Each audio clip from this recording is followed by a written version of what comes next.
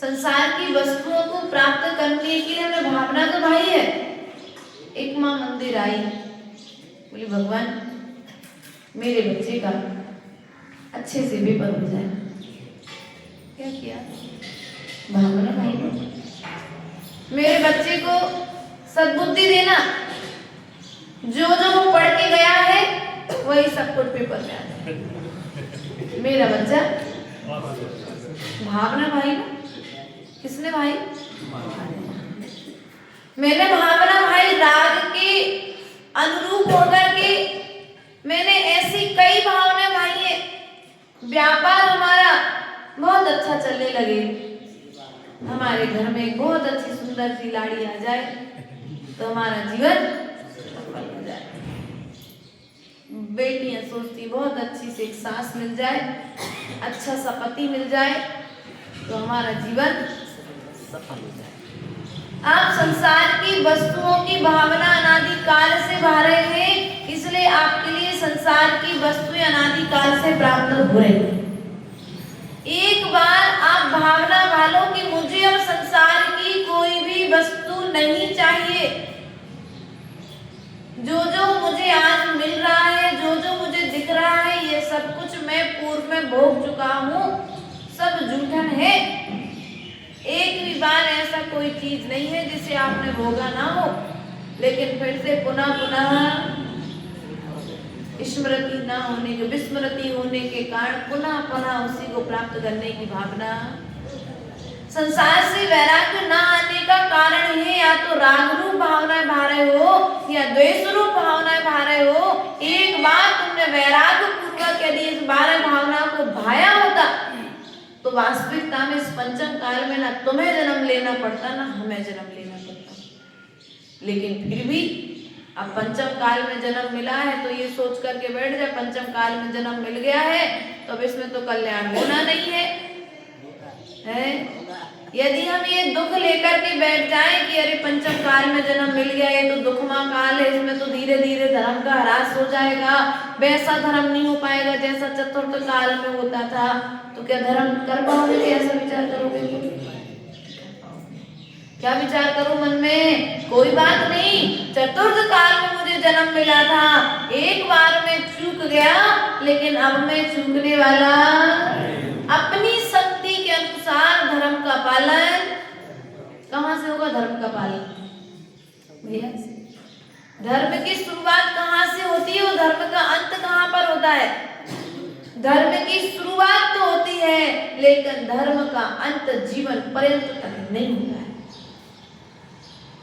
धर्म की शुरुआत आप लोग आंख खोलते ही यदि भगवान की प्रतिमा और जिनवाणी का पाठ यदि तुम्हारे मुख से हो जाए तो धर्म की शुरुआत हो गई।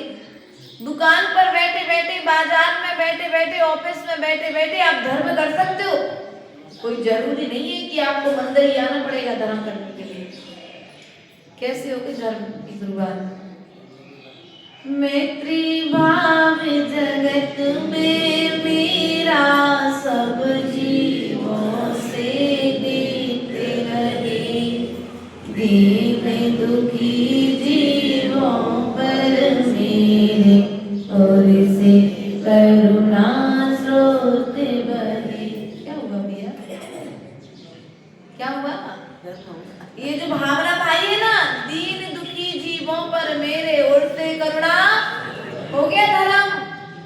तुम्हें कोई अर्घ चढ़ाने नहीं जाना, तुम्हें कोई पूजा करने नहीं जाना, तुम्हें कोई शास्त्र नहीं खोलना है, मात्र इस भावना को वालों कोई दीन दुखी जीव तुम्हें दिख जाए उसके प्रति करुणा कर लो, उसके प्रति दया का भाव कर लो, उसकी सुरक्षा का भाव कर लो, तुम अपनी शक्ति के अनुसार उसकी सुरक्षा के साधन जुटा दो, यह हो गया धर्म करने के लिए। कहाँ जाना है? मंदिर आना पड़ेगा, मस्जिद जाना पड़ेगा, गुरुद्वारा जाना पड़ेगा? नहीं जाना। कोई भी धर्म नहीं कहता कि मंदिर करने के लिए तो मंदिर आना पड़ेगा, धर्म करने के लिए तो मंदिर आना पड़ेगा। मंदिर तो एकमात्र धर्म का साधन है। धर्म तो प्रत्येक जीव कदम कदम पर धर्म कर रहा है, बस उस धर्म को आचरण को जिनवाणी के अनुसार यदि कर ले तो धर्म हो गया, और यदि वह जिनवाणी के अनुसार नहीं हुआ तो वही कार्य अधर्म हो गया।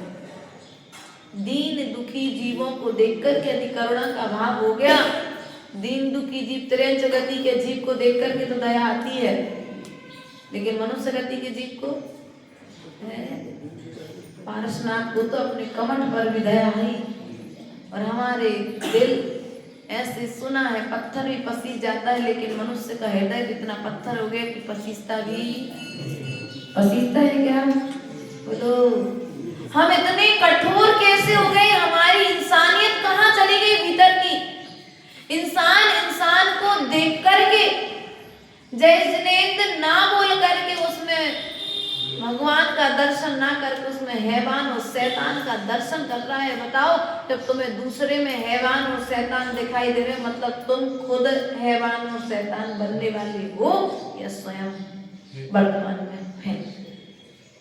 इसलिए प्रियवधु, 12 भावनाओं का लक्षण यहाँ पर बनकर चल रहे थे। भरत खंड कहाँ गए चटनी जिन जीता भरत खंड सारा, कहाँ गए वह राम और लक्ष्मण जिन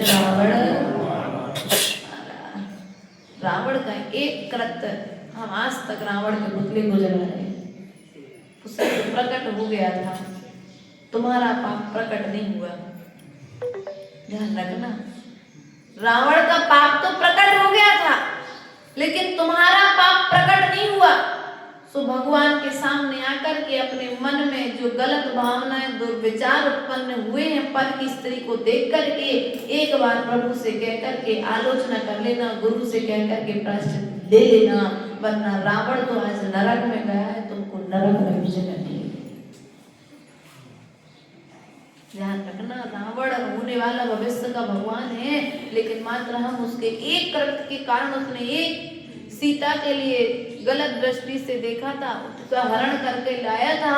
आज हम तन से हरण नहीं कर पा रहे, लेकिन मन हमारा बैठे पूजा में है, विवाह में जाते हैं। माताओं ध्यान रखना, सीता तो सती थी, सात्विक वेशभूषा में थी, लेकिन उसके सौंदर्य को देखकर के रावण का मन विचलित हो गया। एक नियोग था उस नृत्य से, ऐसा कहना चाहिए हमको। लेकिन आप लोग किस तरह की वेशभूषा पहन करके विचरण करते हो? ये मंदिर गुरु का दर्शन करने के लिए जब आप लोग जाते हो, किस मुद्रा में जाते हो? मुनिराज की आंखें नीची ना हो जाए तुम्हारी वेशभूषा को देखकर।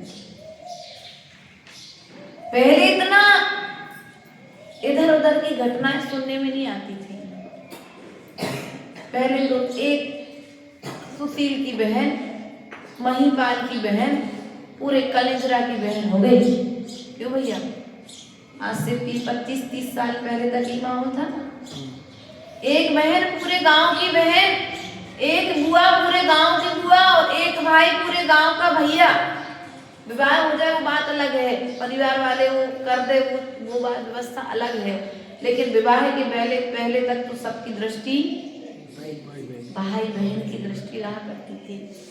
आज जो बच्चा अपने कर्मों पर सही से खड़ा नहीं हो पा रहा है, अर्थात व्यापार नहीं करने के लिए खड़ा हुआ, लेकिन फिर भी मन विचलित हो रहा है। कारण हमारी वेशभूषा और हमारे खान पान हमारे मन को विचलित कर दिया है। इसलिए आज बच्चे का मन मोबाइल में तो लग रहा है, आज बच्चे का मन इधर उधर घूमने फिरने में तो लग रहा है, लेकिन बच्चे का मन धर्म करने में नहीं लग रहा है। इसके कारण हम स्वयं हैं, कोई दूसरा मंदिर में आओ।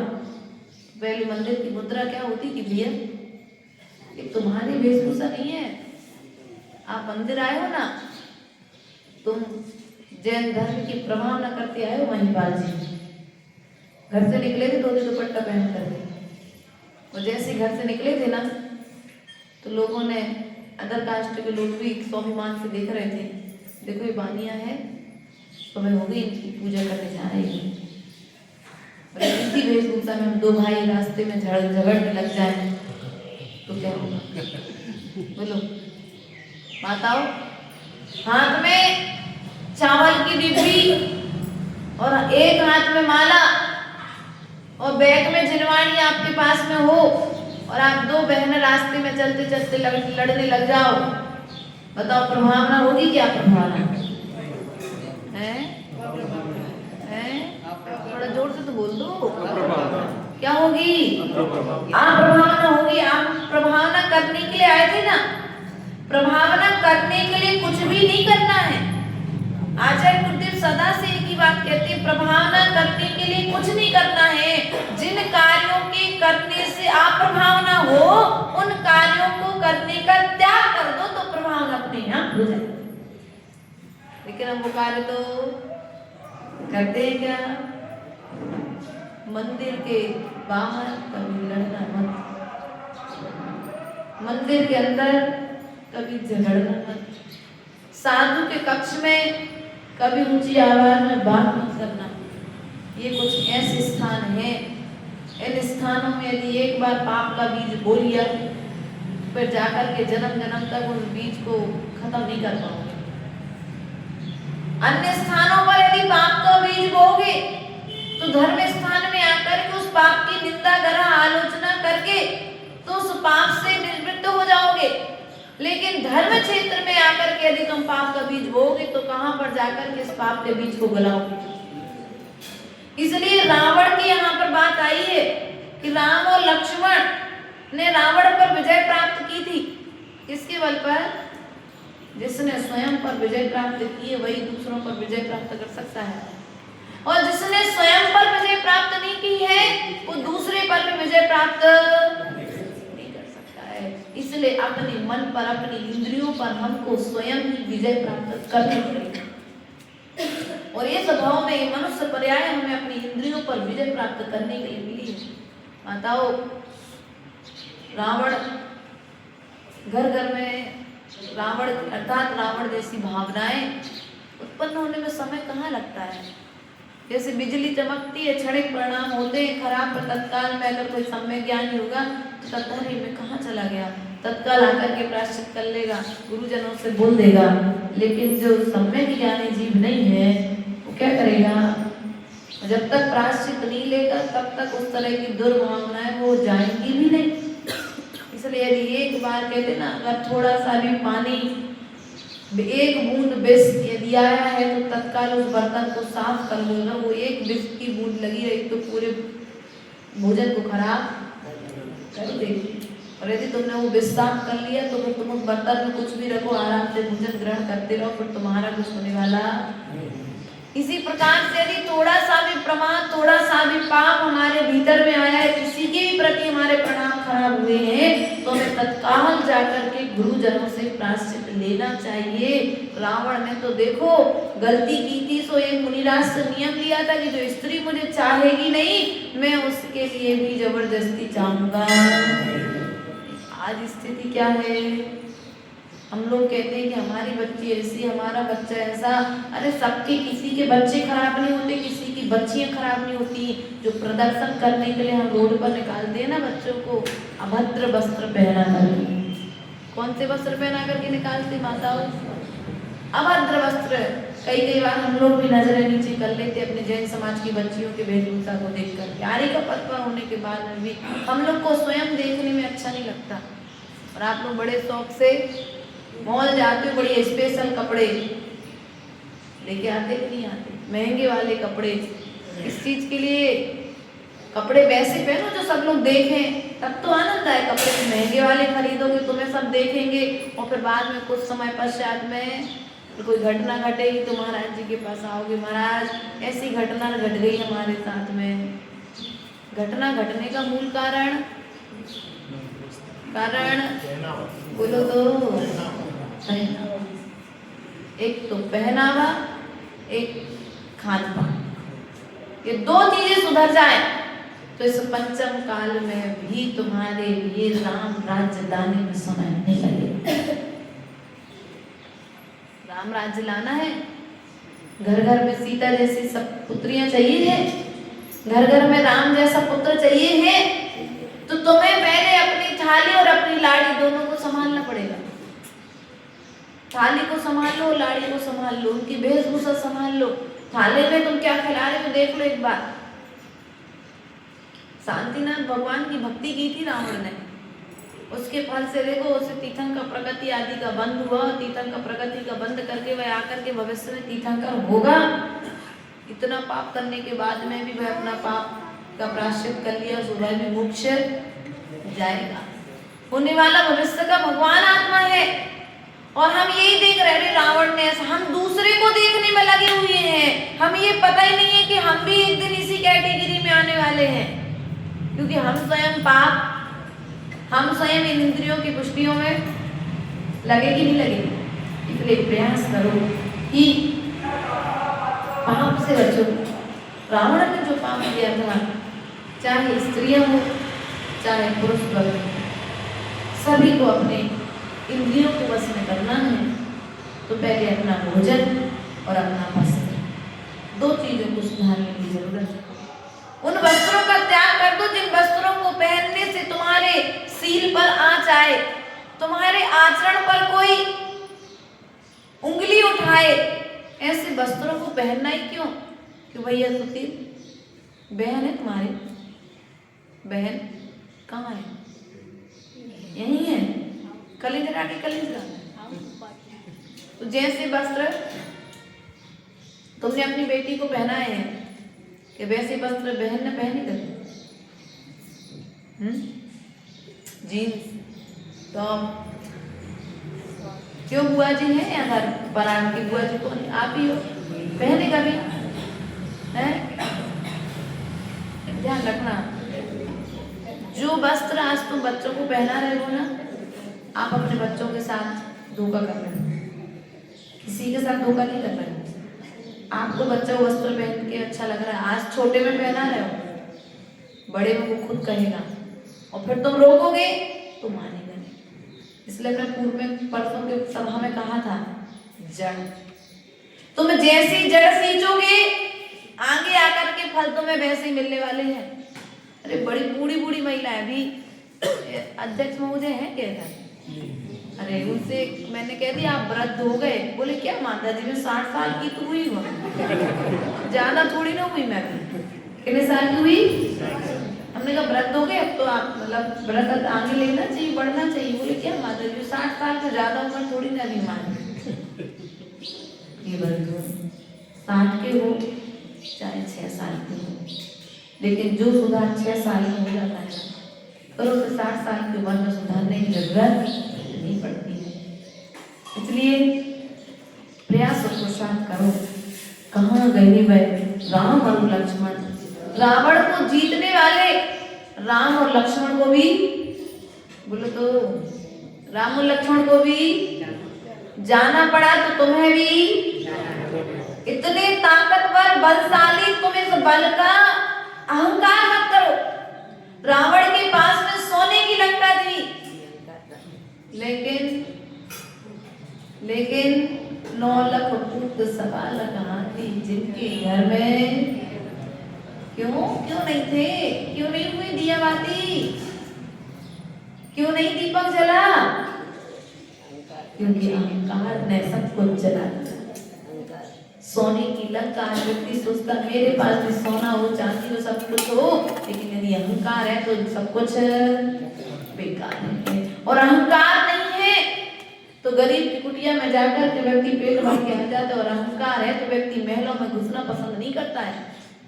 इसलिए प्रिय बंधु, मरने से पहले अहंकार को मार लेना, वरना अहंकार रावण की तरफ तुम्हें भी मार देगा। झुकना, जो कार्य झुक कर के बनते उन्हें झुक कर के बना लेना, अकड़ना मत। रावण की अकड़ ने रावण के लिए युद्ध में हरा दिया। मंदोदरी ने खूब समझाया था, देखो तुम्हारी गलती है, तुम दूसरे की स्त्री को हरण करके लाए हो, प्रेम पूर्वक राम मंगा रहा है, तुम वापस कर दो। अरे अब दूंगा तो युद्ध के साथ ही वापस दूंगा, बिना युद्ध के वापस। आज वो ईरान का वो युद्ध चल रहा है, वो काय की लड़ाई है? अहंकार की लड़ाई चल रही है, अहंकार की लड़ाई चल रही है। अगर एक झुक जाए तो जो बेचारे दो निर्दोष लोग हैं उनकी रक्षा हो जाए, बड़े लोग का कुछ नहीं हो रहा है, नुकसान हो रहा है, गरीब हो रहे परेशान हो जाए, लेकिन उनका दर्द किसी को, वो ठेले वाला व्यक्ति परेशान हो रहा है, वो दुकान वाला व्यक्ति परेशान हो रहा है, सीएम के तो अपने उनकी तो रकम बाकायदा जो आती है वो मिल रही उनको, लेकिन अहंकार झुकने नहीं देता है। इसलिए मरने के पहले झुकना सीख लेना, तो कुछ करके जाओगे, वरना मरने के बाद भी तुम्हें कोई याद नहीं रहेगा। झुकना सीख जाओ, झुकना। कलश झुकता है तो भर के आता है। पानी भरते हो, कुएं से भरा कभी पानी? कलश सोच ले कि मैं झुकूंगा नहीं, तो भरेगा क्या? नहीं भरेगा। वैसे हमें भी यदि कुछ भर के जाना है, कुछ करके जाना है, कुछ अच्छा करना है, तो मरने के पहले झुकना सीखें। गलत हो या नहीं हो, ये निर्णय बाद में होगा, लेकिन जो कार्य झुक करके बढ़ रहा है, पहले से झुक करके झुक करके जो रिश्ते समझते हो, झुक करके संभाल लो, क्या दिक्कत है? क्योंकि तुम्हारा प्रेम याद किया जाएगा, तुम्हारा वात्सल्य याद किया जाएगा, तुम्हारी सरलता को याद किया जाएगा, तुम्हारे अकड़न को अगर याद किया जाए तो रावण तो तुम्हें याद तो लोग करेंगे, अच्छे में याद करें या बुरे में याद करें, वो आपके ऊपर निर्धारण करता है कि आप जैसा करके जाओगे लोग तुम्हें उस रूप में याद करेंगे। इसलिए रावण की तरह अकड़ना नहीं सीखना है। रावण अकड़न के कारण उसे अल्प समय में लक्ष्मण के निमित्त से मरण को प्राप्त हुआ है। इसलिए प्रिय बंधुओं, अकड़ के जीव भी नहीं रहे, कहाँ गए वह राम और लक्ष्मण? जिन रावण राम और लक्ष्मण भी नहीं रहे तो हम तो रहने वाले नहीं हैं। कहाँ कृष्ण रुक्मिणी सत्यभामा अरु संपत्ति सकती।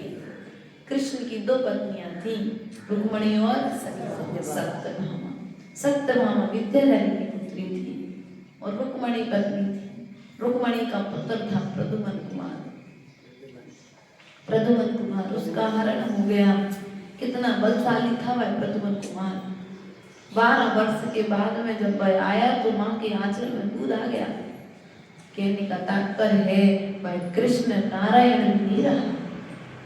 वह सत्यभामा जैसी सुंदर स्त्रियां, वह रुक्मिणी जैसी सुंदर स्त्रियां भी नहीं रही, तो हम कहाँ रहने वाले हैं?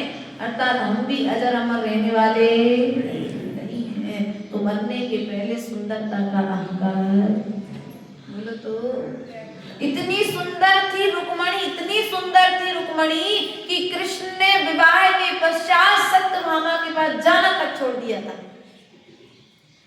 रुक्मिणी इतनी सुंदर थी। सत्यभामा के मन में विचार आए, इतनी सुंदर, ऐसी कैसी सुंदर है कि मेरे पास आना छोड़ दिया। और वो सब नारद मुनि ने किया था। जब नारद मुनि आए तो सत्यभामा खड़ी नहीं हो पाई, वो श्रृंगार कर रही थी। देखते ही मुंह बन गया थोड़ा सा, कौन आ गया गलता सा, दर्पण में चेहरा दिखा दो। पलट करके देखा कि नारायण मुनि। तत्काल वो कुछ कहते उसके पहले मुनि अपना अपमान समझ करके चले गए और सत्यभामा को दुख देने के लिए वे सौतन के रूप में रुक्मिणी को लेकर के आए। इसलिए कभी ऐसा कोई कार्य मत करो जीते जी कि मरने के बाद तुम्हारे लिए लोग अपकार के रूप में याद। अर्थात सुंदरता के क्षेत्र में वे कृष्ण भी नहीं रहे। वे कृष्ण नेमिनाथ के भाई, कौन से कृष्ण? नेमिनाथ भगवान के भैया, जिन्होंने नेमिनाथ भगवान को वैराग्य नहीं आ रहा था कि ये तो होने वाले भावी भगवान है, और इसी तरह से वे राजपाट में लीन रहे तो वे धर्म का आगे संचालन कैसे होगा? तो भगवान को वैराग्य आ जाए, तो इसलिए उन्होंने ऐसा नियोग बनाया, पक्षियों को, उन जानवरों को पकड़ करके एक तरफ रख दिया। नियोग बनाया वैसा भगवान को वैराग्य आ जाए। उस निमित्त से उन्हें वैराग्य आ गया और प्रभु अपने कल्याण की यात्रा के लिए निकल गए। तो ऐसा कृष्ण भी संसार में रहा नहीं है। वह रूपवती कृष्ण रुक्मिणी और सत्यभामा भी नहीं रही, तो हम भी रहने वाले हैं क्या? बोलो तो कोई ऐसा हो सुंदरता के क्षेत्र में जो सुंदर हमेशा सुंदर बना रहे, अजर अमर हो? नहीं है कोई भी। कहाँ गए वह रंग महल और सुमरन की? कहाँ गए वो रंग महल? कितने सुंदर सुंदर महल थे। 3 खंड का अधिपति था कृष्ण। 6 खंड का अधिपति होता है चक्रवर्ती, अर्ध चक्रवर्ती। 3 खंड का अधिपति था वह कृष्ण। और 3 खंड का अधिपति होते हुए भी उसे संसार से जाने में समय आएगा। विश्व में आकर के तीर्थंकर बनेगा कृष्ण का, 16वां तीर्थंकर होगा भविष्य में। वो कृष्ण भी तीर्थंकर क्यों बनेगा मालूम? वो कृष्ण भी तीर्थंकर क्यों बनेगा? वसुनंदी श्रावकाचार्य में आचार्य भगवंत ने कथानक के मध्य में कहा है कि एक मुनिराज नगर में पधारे, और जब वे मुनिराज नगर में पधारे तो कृष्ण ने उन मुनिराज के लिए औषधि के रूप में पूरे कृष्ण ने आहार नहीं दिए। ध्यान रखना, कृष्ण ने ऐसा नहीं कि डिब्बी में बनाए और रख के ले गए तो महाराज को चल गए, नहीं। जितने चौके लगे थे सभी नगर में लड्डू बनवा करके औषधि वाले सभी चौकों में पहुंचा दिए कि जिस चौके में महाराज जी जाए उस चौके में वह लड्डू उनकी अंजलि में। मात्र इतनी वैया वृद्धि करने के प्रभाव से वह होने वाला भविष्य का भगवान बनेगा। कौन? कृष्ण। 16 में नाम निर्मल नाम का तीर्थंकर बनेगा। हम किस रूप में जानते हैं वो हम स्वयं मालूम है, लेकिन होने वाला भगवान कृष्ण है। तो कम से कम कृष्ण ने जिस कृत्य से वैया वृत्ति की है और वैया वृत्ति के प्रभाव से वह होने वाला भविष्य का भगवान है, तो हम भी तो भविष्य के भगवान बनने की तैयारी किस बल पर? चौका लगाने की फुर्सत नहीं। सुशील जी आप चौका लगा लेना, जो खर्च हो तो पैसा हम भिजवा देंगे। ऐसा कहने वाले लोग मिलेंगे, मिलते हैं। भैया चौका लगा लेना महिपाल जी, आप जो खर्चा आए तो आप बता देना, पेमेंट पहुंचा देंगे। कृष्ण ने ऐसा नहीं किया, कृष्ण ने ऐसा नहीं किया। मुनिराज की औषधि के स्वरूप में मुनिराज की अंजलि तक पहुंचाना उसने पुरुषार्थ किया। भले स्वयं ने आहार नहीं दिया, लेकिन पैसे की रसीद कटवाने के लिए तो कोई मंदिर नहीं, कहीं नहीं गया। वो स्वयं 3 खंड का अधिपति था। इसलिए प्रिय बंधुओं, जो कार्य इस मनुष्य पर्याय में हो सकता है वो कार्य मनुष्य पर्याय में कर लो, वरना त्रयंच गति में नहीं कर सकते। तुम स्वर्ग का देव तरसता है गुरुओं को आहार दान देने के लिए। त्रयंच गति का जीव राजा श्रेयांश त्रयंच गति की पर्याय में थे। आदि पुराण में आता है कथानक। त्रयंच गति के 4 जीवों ने मुनिराज को आहार लेते हुए देखा था और अनुमोदना की कि मुझे कब आहार देने का सौभाग्य मिला था। उसके प्रभाव से वह राजा श्रेयांश और सोम भविष्य में आकर के, सही कहा था कि गलत तो नहीं कह रही है, आकर के भविष्य में राजा सोम और श्रेयांश बने और प्रभाव में आकर के उन्हें फिर जाति मुनिराज को जब आते देखा तो नगर में सब लोग मुनिराज को पड़गाहन कर रहे, आदित्यनाथ भगवान को पड़गाहन कर रहे। पड़गाहन करते करते सबने खूब पड़गाया, लेकिन विधि ना मिली भगवान की। राजा श्रेयांश को याद आया कि मैंने पूर्व में देखा है कहीं, और उनके जाति स्मरण होने के कारण उन्होंने भगवान की जिस विधि से आहार देखे थे पूर्व वो संस्कार, आप लोग भी क्या करते? त्रयंचों की तरह अनुमोदना करते, दरवाजे पर आकर खड़े होते दूसरे, है ना? तुम्हें कोई रोग है शरीर में, तन में कोई रोग है, कोई बीमारी है, कोई ऐसा रोग है जिसके कारण आप आहार नहीं दे सकते, ऐसा कोई रोग है जिसके कारण चौका नहीं लगा सकते, ऐसी कोई समस्या है? जैसी समस्या उन त्रयंच गति के 4 जीवों को थी, ऐसी कोई समस्या, लेकिन फिर भी समर्पण नहीं है। इसलिए वैया वृत्ति का भाव नहीं। आहार देना भी एक वैया वृत्ति है। क्या कहा पराग? आहार देना भी एक वैया वृत्ति है। 23 घंटे की क्रिया चलती है 1 घंटे की क्रिया से, और 1 घंटे की क्रिया यदि आपने निर्दोष तरीके से साधु की करा दी, निर्दोष तरीके से आपने सावधानी पूर्वक पूर्ण मनोयोग के साथ में शांति पूर्वक यदि आपने 1 घंटे की क्रिया करा दी, तो 6 घंटे की साधना साधु निर्दोष तरीके से करता है कि नहीं करता है। तो ऐसे कृष्ण ने जब मुनिराज के विषय में सुना तो उसने मुनिराज की वैया वृत्ति की योग औषधि तैयार कराई और मुनिराज के अंजलि तक पहुंचा करके उन्हें निरोग बनाया था। उसके प्रभाव से वे भविष्य में होने वाला भगवान होगा। तो कृष्ण भी रहा क्या? बोलो, तो हम भी रहेंगे क्या? बोलो तो। लेकिन नाम तो दीवार पे लिखवा के चले जाओ, तो कम से कम वो फ्लैक्स में नाम नहीं लिख पाया था तो बड़ी लड़ाई हुई। अरे भैया अभी हम लोग कुशलगढ़ में वीरोदय थी है ना, रोज रोज पेपर में न्यूज आ रही थी, विधान चल रहा है, इतना अच्छा विधान चल रहा है। रोज हमें आकर के गांधी जी बोलते थे, माता जी अच्छा फ्रंट पेज पर आया आपका। हमारे मन में ना खुशी थी ना दुख था, लेकिन यदि तुम्हारी जगह पर हमारी जगह पर कोई श्रावक होता और उसका पेपर में नाम नहीं आता फिर सभी नितेश तुम्हारी खैर नहीं करता। यदि तुमने न्यूज दी है तो ये समझ लो तुमने हमारा नाम छोड़ा कैसे।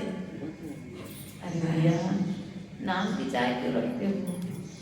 चक्रवर्ती जैसे जीवों ने तीर्थंकरों की सेवा की है, धर्म का प्रवर्तन किया है, धर्म की सेवा की है, लेकिन कभी नाम की चाह हमें सब कार्य किया है इसलिए कर्मों से रहते हुए हैं, नाम की चाह नहीं रखी ना इसलिए कर्मों को खपा पाए हैं। और हम कर्मों को खपाना चाहते लेकिन ख्याति लाभ और पूजा के साथ।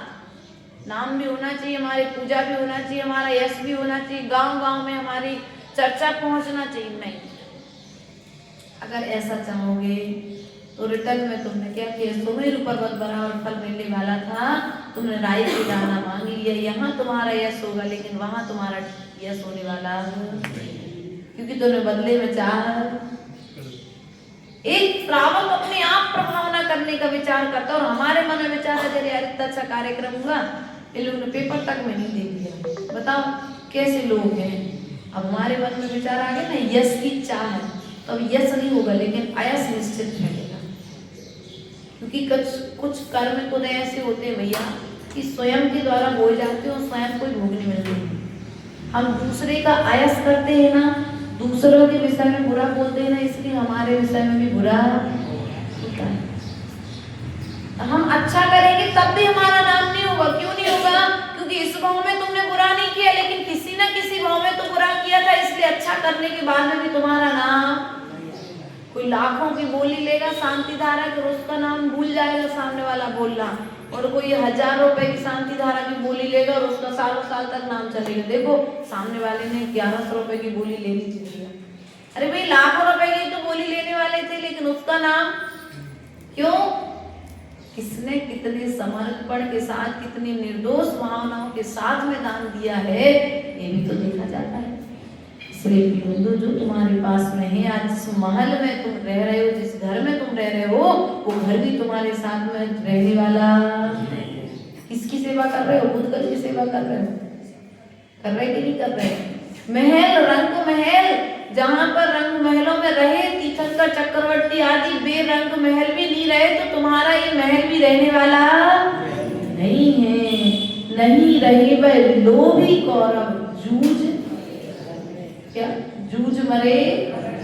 जब युद्ध हुआ, पांडव और कौरवों का युद्ध हुआ, तो वे कौरव भी, बोलो तो किसके लिए लड़े थे? भैया भैया थे ना कौरव और पांडव, चचेरे भाई थे ना, चचेरे थे ना। तो तुम लोग भी लड़ते हो काय के लिए? जमीन के टुकड़े के लिए लड़ते कि नहीं लड़ते? राजगद्दी के लिए, पिता की संपत्ति के लिए। अरे भैया तुम्हारे भाग में होगी ना पराग, तो पिताजी जीते जी सब कुछ दे करके चले जाएंगे, और तुम्हारे भाग में नहीं होगी ना तो लिख करके भी जाएंगे, तुम्हें कागज किसी न किसी निमित्त से जल जाएंगे, तुम्हारा प्रमाण नहीं रहेगा। और तुम्हारे भाग में नहीं है तो वो संपत्ति कोई दूसरा कब्जा कर लेगा। इसलिए तुम कभी इस संपत्ति के टुकड़े के लिए कभी अपनों से मत लड़ना। देखो राम और लक्ष्मण भी भाई प्रेम में प्रसिद्ध हुए, और पांडव और कौरव भी प्रसिद्ध हुए, और भरत और बाहुबली भी प्रसिद्ध हुए। कल मैं विचार कर रही थी इस विषय में। देखो स्थिति देखो, लड़ा कौन? भाई भाई लड़े, जाकर के 5 ने दीक्षा ले ली, 3 मोक्ष चले गए, 2 स्वर्ग गए। क्यों? अरे गरम गरम आभूषण भैया लोग को पहनाए है ना, कष्ट बुरा होगा। 2 के मन में दया आ गई है, करुणा आ गई, सो स्वर्ग गए, वरना वे 2 भी मोक्ष चले जाते उसी भाव से, लेकिन दया आ गई ना। इसलिए प्रिय बंधुओं, कभी संपत्ति के टुकड़े के लिए अपनों से मत लड़ना, संपत्ति यही रह जाएगी। लेकिन यदि भीतर भाई भाई में विद्रोह हो गया तो वह विद्रोह पता नहीं कितने बहुत तक जाकर के बदला देगा। इसलिए कभी बैरी मत बनाना, कभी समझे, अपने शत्रु हितेश शत्रु मत बनाना। आचार्य गुरुदेव सदा से एक ही बात कहते थे, जीवन में मित्र कम है, कोई बात नहीं, शत्रु एक ही। यदि एक भी शत्रु है, पारसनाथ के ज्यादा शत्रु है, एक ही था, उसने 10 भाव तक पारसनाथ का उत्सर्ग किया। और तुमने यदि अपने सगे भाई को भी शत्रु बना लिया है, इस भाव में तो उसके पास बल नहीं है, इस भाव में तो उसके पास दल नहीं है, लेकिन जब वह बल और दल के साथ में आएगा तो तुम्हारी सत्ता को भी सलाम करेगा। इसलिए कभी पड़ोसी की तो बात अलग है, सगे भाई को भी शत्रु मत बनाना। थोड़ा सा कम में गुजारा कर लेना, थोड़ा सा कम जगह में सो जाना, लेकिन कभी अपनों से झगड़ा मत करना। क्योंकि यदि तुम अपनों से झगड़ा करोगे, अपनों से अर्थात अपन सब भाई भाई हो कि नहीं हो, शत्रु तो नहीं बैठा कोई, सब भाई भाई हैं, सब महावीर के कुल के हैं, सब महावीर की परंपरा के हैं, सब महावीर के वंशज हैं, हम सभी महावीर की संतान हैं। समाज एक साथ बैठे हैं तो एक साथ बैठने का कारण यही है, जीव और जीने दो का संदेश हम भगवान महावीर ने दिया है। इसलिए प्रिय बंधुओं, प्रयास व पुरुषार्थ यही करो कि जो पांडव और कौरवों ने किया है वह कार्य हम नहीं करेंगे। मंदिर में आकर के नाम के लिए नहीं लड़ेंगे और घर में जाकर के दाम के लिए लड़ेंगे। क्या? मंदिर में आकर नाम के लिए नहीं लड़ेंगे और घर में जाकर दाम के लिए नहीं लड़ेंगे, क्योंकि घर में भाई भाई की लड़ाई दाम की लड़ाई है और मंदिर में नाम की लड़ाई है, और यहाँ ये दोनों लड़ाई तुम्हारे मनुष्य पर्याय को बर्बाद कर रही है। दाम के लिए लड़े सो बे भी नहीं रहे, और जो नाम के लिए लड़े सो बे भी नहीं रहे। रावण की अहंकार की लड़ाई थी और कौरव पांडव की दाम की लड़ाई थी, सो दोनों तो हम भी रहेंगे क्या? नहीं रहेंगे। जब हमको भी नहीं रहना है तो क्यों लड़ना पड़ेगा? जिस संपत्ति के लिए लड़ रहे हो वो टुकड़ा भी तुम्हारे साथ में जाने वाला नहीं जाएगा क्या? जब जाओगे तो कोई 4-5 फीट की तुम्हारी जितनी हाइट होगी उस हिसाब से तुम्हें एक काठी की लकड़ी की वो बना दी जाएगी। क्या बोलते हैं आप लोग उसको? अर्थी है, बांध करके तुम्हें सब लोग वहीं पर ले जाएंगे, जला करके काम तुम्हारी जगह पे भी नहीं जलाएंगे। जिस जगह के लिए तुम लड़ रहे थे ना अपने भैया से, उस जगह पे भी नहीं जलाएंगे। अरे भैया यहाँ जला दोगे भी, ये यहाँ शमशान भूमि बना दोगे तो फिर हम यहाँ घर भविष्य में कैसे मकान बनाएंगे? तो सरकारी जगह जो तुम्हारे लिए नियुक्त की उस जगह पे तुम्हें जलाया जाएगा। जिस जगह के लिए तुमने पूरा जीवन निकाल दिया भाई भाई से लड़ने में, 20 साल निकल गए, मरने को आ गए, लेकिन फिर भी भीतर की कसाय शांत। जमीन का टुकड़ा मिले या ना मिले, लेकिन अपना भाई कभी छूटना नहीं चाहिए। ध्यान रखना, राम वनवास गए तो लक्ष्मण ने वनवास में जाना स्वीकार कर लिया, लेकिन अपने भाई को अकेला नहीं छोड़ा है। इसलिए भाई जैसा प्रेम यदि करना है तो राम और लक्ष्मण के जैसा प्रेम सीखना कि विपरीत परिस्थितियों में भाई भाई के लिए खड़ा रहे तो समझना पंचम काल में धरती पर स्वर्ग आ गया। राम राज जा गए यदि भाई भाई के लिए खड़ा है। अगर जिस घर में बहुएं अपने सास से अपनी बहुओं की बेटियों की तरह सेवा कर रही है, एक दूसरे का ध्यान रख रही है, समझ लेना राम राज्य चल रहा है। उस घर में एक दूसरे से किसी को कोई शिकवा शिकायत नहीं है, बढ़िया आराम से टाइम टू टाइम सब काम, सब बराबर आराम से एक दूसरे से प्रेम से। जिस घर में 4 भाई हो, 4 भाई एक साथ बैठ कर के एक चौके में जिन 4 भाइयों का भोजन बन रहा हो, समझ लेना उस घर में राम राज्य चल रहा है। उस घर में रामायण का पाठ चल रहा है। रावण का पाठ तो किताबों के खोलने पर मिलता है, लेकिन जिस घर में 4 बहुएं एक साथ भोजन कर रही है, एक दूसरे से दीदी भाभी आराम से प्यार से बात कर रही है, 4 बच्चे एक साथ आंगन में खेल रहे हैं, समझ लेना राम राज्य है। अभी नहीं। भले ही काल पंचम है, लेकिन भीतर का प्रेम समाप्त नहीं हुआ ना तो राम राज्य। और भीतर का प्रेम समाप्त हो गया तो फिर कौरवों पांडवों का राज जाने में समय नहीं लगता, क्योंकि झगड़ा संपत्ति कराती है। इसलिए गए राज तज पांडव वन को अग्नि लगी। जिस संपत्ति के लिए लड़े थे भैया, जब लड़े थे तो फिर गए क्यों? जीवन भर लड़े और जीतने के बाद फिर उसको ही छोड़ दे हैं। अब लड़े थे तो थोड़ा देर भोग लेते फिर जाते नहीं। ऐसा तो समझ में आ गई, जिसके लिए हम लड़ रहे थे ना, ये भी मेरे साथ जाने वाली। और जिस जमीन के लिए लड़े थे, जिस राज्य के लिए लड़े थे, उस राज्य को छोड़ करके चले गए, छोटी सी जमीन में जाकर के खड़े हो गए।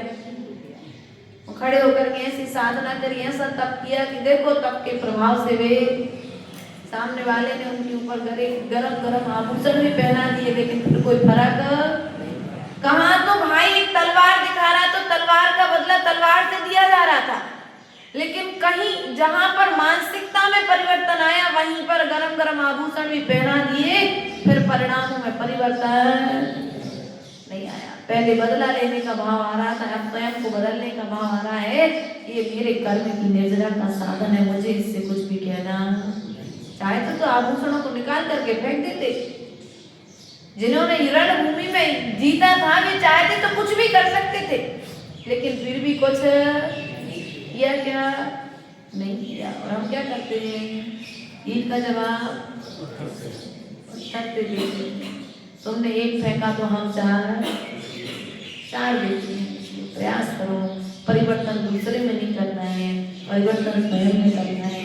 यदि हम स्वयं परिवर्तित होंगे तो इस पृथ्वी पर हमें प्रत्येक प्राणी परिवर्तित दिखाई देगा, क्योंकि हमारा व्यवहार परिवर्तित होगा तो सबका व्यवहार हमारे प्रति परिवर्तित होगा। हम बदलेंगे तो दुनिया बदलती हमें दिखाई देगी, और हम नहीं बदलेंगे तो हमें कोई बदलता दिखाई देने वाला नहीं है।